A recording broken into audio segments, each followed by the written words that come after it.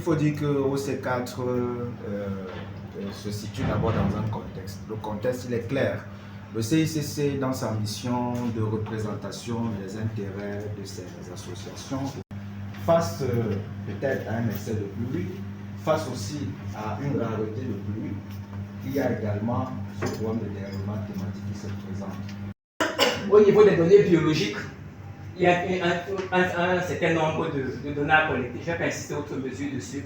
Depuis le stade phénologique, la feuillaison, les jeunes feuilles, les jeunes capos, etc., que nous allons collecter au fur et à mesure.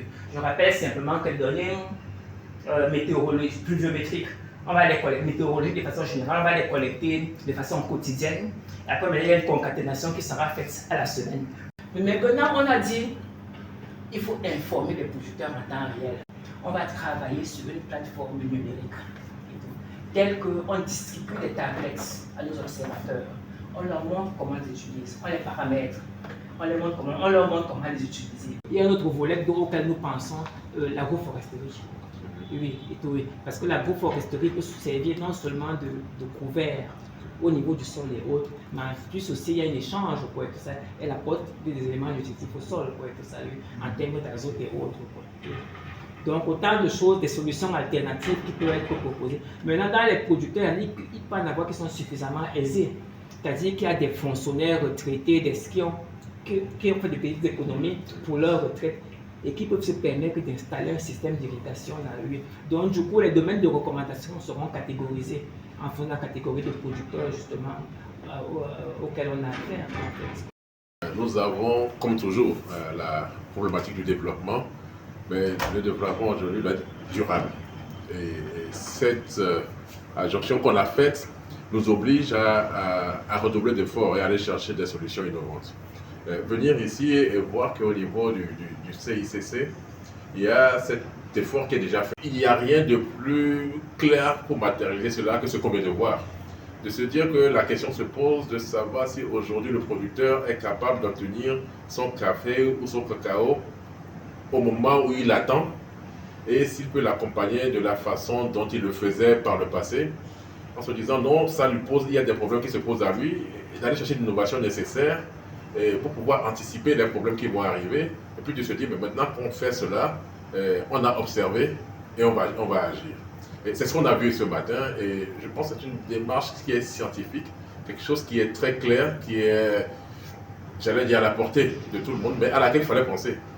Et donc, ce n'est peut-être pas encore fini, c'est encore en cours de finalisation, mais j'étais plutôt rassuré de voir que dans son rôle, l'interprofession du café cacao essaie d'anticiper les attentes de ses producteurs et de ses membres de manière un peu plus générale, et de s'assurer que demain, il y aura encore du café et du cacao, non seulement en temps utile et en temps opportun, en bonne quantité, de qualité, mais aussi qui pourra arriver sur un marché, parce que les questions de changement climatique sont également liées à celles de réglementation sur la forêt, sur la déforestation et le travail des enfants, toute une série de choses.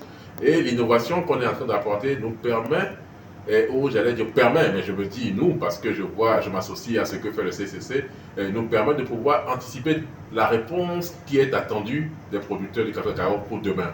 Notre avenir dépend de notre capacité à nous adapter au dérèglement climatique. Et le but de la réunion ce matin était déjà de faire le point par rapport à la méthodologie que nous comptons adopter au Cameroun, et surtout de soumettre à la critique le système que nous allons mettre en place. C'était la présence de M. Yachounou et répondait à cet objectif, à sa critique. Lui qui ne savait rien de ce que nous sommes en train de faire, lui qui a vu d'autres choses, qui en a... Donc, que pense-t-il de ce que nous sommes en train de faire? Et nous sommes vraiment satisfaits de son appréciation. Ça nous encourage à aller très rapidement pour que les dérèglements climatiques ne nous emportent pas. Les deux docteurs Mwende et Mwanjo, vraiment, ils ont été exceptionnels.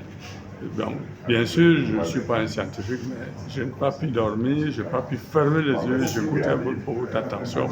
J'espère, je suis persuadé que prochainement, nous aurons un résultat qui permettra à nos producteurs de mieux suivre l'évolution de leur plantation.